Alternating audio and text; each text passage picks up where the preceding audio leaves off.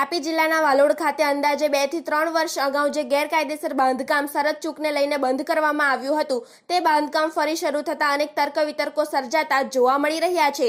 તાપી જિલ્લાના વાલોડ ખાતે 2023ના વર્ષમાં રોયલ રેસિડેન્સી નામનું શોપિંગ સેન્ટર બનાવવામાં આવી રહ્યું હતું, પરંતુ 2023ના વર્ષમાં આ રોયલ રેસિડેન્સીનું બાંધકામ વિવાદોમાં આવ્યું હતું।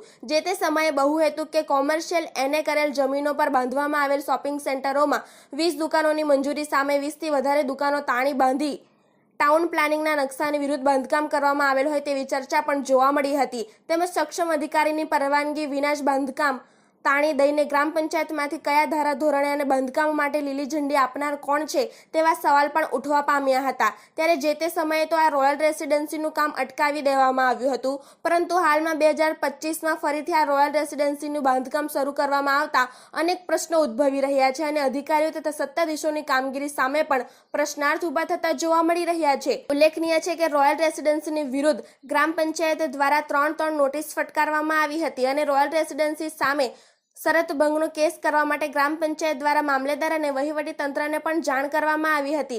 તેમ છતાં શરત ભંગનો કેસ પણ કરવામાં આવ્યો ન હતો કે શરત ભંગ હેઠળ જમીન કે બિલ્ડર વિરુદ્ધ કોઈપણ પ્રકારની કાર્યવાહી કરવામાં આવી ન હતી। ત્યારે હાલમાં પણ આ બાંધકામ શરૂ થતા પંથકમાં અનેક તર્ક વિતર્કો સર્જાતા જોવા મળી રહ્યા છે। વધુમાં સામાન્ય સભાના ઠરાવ મુજબ જૂનું બાંધકામ તોડીને નગર આયોજન અને મૂલ્યાંકન ખાતામાં કલેક્ટર સાહેબના હુકમ મુજબ નકશા પ્લાન અને એસ્ટિમેટ મંજૂર કરાવ્યા મુજબનું બાંધકામ કરવાનું રહેશે, પરંતુ અહીં તો જૂનું બાંધકામ તોડવામાં આવેલ નથી, તેમ છતાં પણ તેની કામગીરી શરૂ કરી દેવામાં આવેલ છે।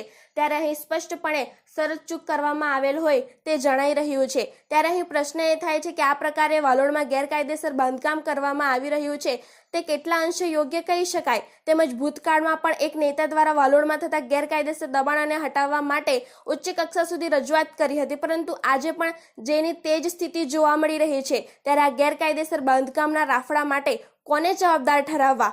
વહીવટી તંત્રના જવાબદાર અધિકારીઓને કે સત્તાધીશોને? આવા અનેક સવાલ ઉદ્ભવી રહ્યા છે। જો કે હવે આ મામલો આગળ શું વળાંક લેશે તે તો આવનાર સમયમાં જોવું રહ્યું।